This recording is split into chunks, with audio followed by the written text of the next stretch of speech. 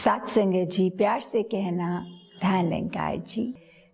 तो हरदेव वाणी में भी जैसे अभी शब्द बोल रहे थे, हाँ जी, भक्त कभी भक्ति में कोई शर्त रखा ना करता है, जो मार्ग समर्पण का है उस पर ही पग धरता है।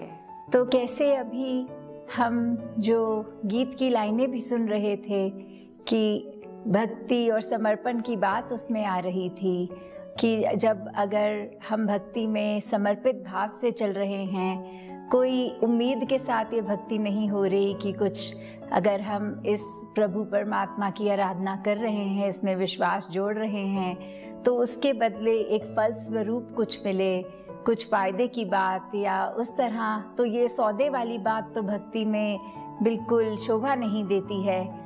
जब हम समर्पित हो जाते हैं, वहीं से ये हमारे शिकवे गिले भी हमसे दूर हो जाते हैं और हम इस भक्ति का असल रूप में आनंद ले सकते हैं। जैसे एक शायर ने भी कहा है, जहाँ सवाल के बदले सवाल होता है, वहाँ मोहब्बत का जवाल होता है।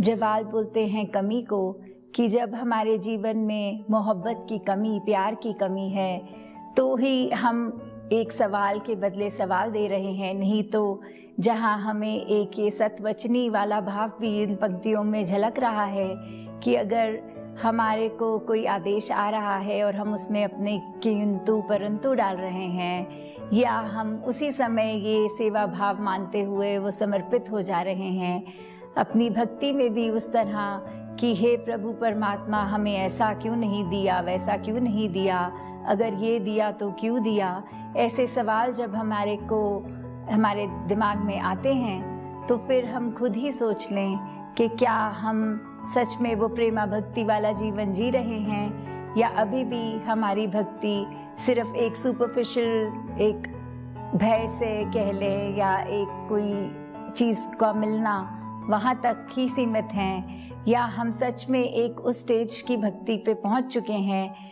जहाँ हमने अपने आप को इस निरंकार के शुक्राने भाव में, एक इस प्रेम के रस में अपने आप को इतना भिगो लिया है कि अब जीवन में सिर्फ ये प्रेम का भाव ही इस भक्ति में भी झलक रहा है। हाँ जी, रुई जैसा ना हो अर्पण, ना ही पत्थर जैसा हो, चीनी जो घुल जाती जल में, अर्पण हो तो ऐसा हो। तो यहाँ कैसे एक पत्थर और रुई का जो उदाहरण लेते हुए कि जब हम रुई को अगर एक पानी के गिलास में डालते हैं, तो रुई उस पानी में घुल नहीं पाती, वो सोख तो पूरी तरह एक पानी को अपने अंदर, अपने हर एक रेशे में ले लेती है, पर जब उस रुई को बाहर निकाल के निचोड़ कर बाहर रख देंगे, तो फिर वो सूख के अपनी रुई की तरह ही सूख कर बन जाएगी और पानी भी उसका निकल जाएगा। और वैसे ही पत्थर भी चाहे सालों साल, हजारों वर्ष भी एक नदी में क्यों ना पड़े रहें, जैसे ही बाहर निकालते ही उन पे धूप पड़ती है, सूख कर वो फिर एक सख्त उस तरह हो जाते हैं। तो यहाँ वो मुलायम रुई हो या एक हार्ड स्टोन की बात है, पानी पे जब उनका असर आता है, उनसे अलग किया जा सकता है पानी से वो दोनों वस्तुओं को। पर प्रेमा भक्ति का भाव, वही प्यार का, कि इस तरह जैसे चीनी को जब हम पानी में एक बार मिला देते हैं, तो फिर वो चीनी अपना अस्तित्व खो देती है, वो पानी में अपनी मिठास इस कदर छोड़ देती है कि वो जल भी मीठा हो गया और वो चीनी चीनी ना रही। तो कैसे हमारे मन में हमने इस तरह के भावों को लेना है कि हम एक मिक हो जाएं इस निरंकार से, इस तरह कि इसमें और हम में कोई फर्क नहीं है, अब एक ही है। तो ये अवस्था ही हमने एम करनी है कि हमसे दिन भर में चाहे कितनी भूलें हो जाएं, पर एक मन में ये उद्देश्य लेके कि ये भक्ति कोई उस तरह से एफर्ट डालने वाली चीज़ भी नहीं, क्योंकि जब ये परमात्मा मिल गया, इसका बोध हो गया, तो फिर उससे प्यार भी अपने आप हो जाता है। और जब जिससे प्यार होता है, फिर एक एफर्ट की बात नहीं रहती, वो अनकंडीशनल लव अपने आप ही निकलता है। तो कैसे हम हमेशा इस प्रेम में चूर होके ही अपनी भक्ति को मुकम्मल करें। हाँ जी। भक्ति तो दिल का सौदा है, ये कोई व्यापार नहीं। भक्ति का बदला भक्ति है, धन वैभव संसार नहीं। तो कैसे एक हमारे भक्ति के जीवन में क्या हम भक्ति की तरह कर रहे हैं, या जिसमें आस्था रखते हैं अपने परमात्मा में, उससे कोई सौदा निकाल रहे हैं, तो क्या वो व्यापार चल रहा है या एक समर्पित भक्ति है, वो चीज़ तो हमें स्वयं ही पता है। हमें अपना हर इंटेंशन पता है, हम क्या कर रहे हैं, क्यों कर रहे हैं, हमें ये बात पता है। तो कैसे जब इतने एक विश्वास वाली भक्ति होती है तो वो प्यार नहीं छूटता। फिर चाहे एक हमारे जीवन में उतार चढ़ाव, तो क्या सिर्फ अगर उतार भी आ रहा हो, चढ़ाव का सिचुएशन कुछ समय से ना भी आया हो, फिर भी हम कैसे उस तरह वो प्यार, एक वो जैसे देखते हैं कि एक बंदर के बच्चे ने भी जब अपनी मदर को ऐसे टाइट पकड़ा होता है, फिर वो किस तरह एक चिपटा हुआ बच्चा कि वो एक पेड़ से छलांग मार के दूसरी छलांग में रह रही है, तो भी वो उस स्थिति में भी नहीं वो छोड़ता। वो एक फेथ की बात होती है, एक विश्वास की, कि यहाँ चाहे कोई एक डाली पे लटका वो बंदर नहीं है, हवा में ही है अभी, तो भी वो बच्चा घबराता नहीं है कि कोई स्टेबल चीज़ तो है नहीं, इतना एक इंस्टेबिलिटी है, एक प्रॉपर बेस नहीं है, तो भी उस पे कैसा वो बेडर एक विश्वास के साथ वो ऐसे ही चिपका रहता है। और एक कवि की भी पंक्तियाँ इस तरह हैं, गुल से लिपटी हुई तितली को हिलाकर तो देखो, आंधियों तुमने दरख्तों को हिलाया होगा। कि कैसे एक प्यार, जब एक तितली और फूल का रिलेशनशिप की यहाँ बात हो रही है कि चाहे कितनी ज़ोर से भी हवा चलती है, आंधी आती है, वो तितली जब उस फूल का रस ले रही है, उस पर एक तरह से ऐसे बैठ गई है कि वो फिर हवा कितनी भी आए, वो एक छोटी सी तितली, एक इतनी डेलिकेट सी तितली, वो नहीं उड़ा पाती वो हवा, एक फूल से वो लगी हुई है तो लगी ही हुई है। और वहाँ उस तरफ जो ऊंचे पेड़, एक ईगो का सिंबॉलिक इस शेर में, कि कैसे वो अपनी अकड़ में खड़े हैं और आंधी आते ही वो पेड़ टूट जाते हैं। तो कैसे यहाँ एक प्यार वाला फूल, एक प्यार वाली तितली, ये अपने आप का एक दूसरे का इसमें प्यार नहीं छोड़ रहे हैं, चाहे कितनी भी आंधियाँ आए। और वहाँ उस पेड़ की टहनियों ने उस पेड़ का तक साथ छोड़ दिया हवा आते ही।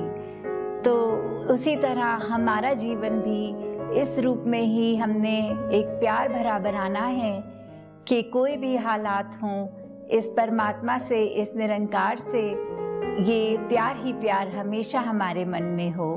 हाँ जी। ये सौदा ऐसा है जग में, न्यारा जो कहलाता है, इस सौदे में लाभ हानि कुछ ना देखा जाता है। तो वही बात कि कैसे एक सौदे वाली भक्ति तो नहीं है ये, तो फिर इसमें लाभ हानि की तो कोई बात ही नहीं है। जैसे गीता में भी भगवान कृष्ण जी ने 7वें अध्याय के 17वें श्लोक में ये बोला है कि मुझे एक ही भाव वाले ज्ञानी भक्त प्रिय हैं, जो प्रेमा भक्ति से अपना जीवन जीते हैं। कि कैसे फिर वो सौदेबाजी नहीं है यहाँ सिर्फ प्यार है। और वही भक्त जो ये ब्रह्म ज्ञान की अवस्था भी प्राप्त कर चुके हैं, ज्ञानी भक्त तो बोल ही रहे हैं, साथ में ये प्रेमा भक्ति का भाव जो बोल रहे हैं उसमें, कि कैसे फिर एक प्रेमा भक्ति के भाव से जब एक ब्रह्म ज्ञानी अपनी भक्ति निभाता है तो वो एक आइडियल स्टेट ऑफ भक्ति है। और हम सब जहाँ ब्रह्म ज्ञान को प्राप्त कर चुके हैं तो वो एक अचीव करना एक पोटेंशियली पॉसिबल है। अगर वो नहीं कर पा रहे तो कमी हमारी है और हमने अपने आप पर ही उस पे काम करना है। साथ संगत जी, ध्यान निरंकार जी। तेरी ओट सहारा तेरा, तन मन कोल कुमावा। कहे अवतार तेरे ही दाता, दिन राती गुण गावा। कहे अवतार तेरे ही दाता, दिन राती गुण गावा। एक तू ही निरंकार, एक तू ही निरंकार, तू ही निरंकार, एक तू ही निरंकार। मैं हाँ सदा पुल्लनहार, मैं हाँ सदा पुल्लनहार। तू है दाता बख्शनहार, तू है दाता बख्शनहार।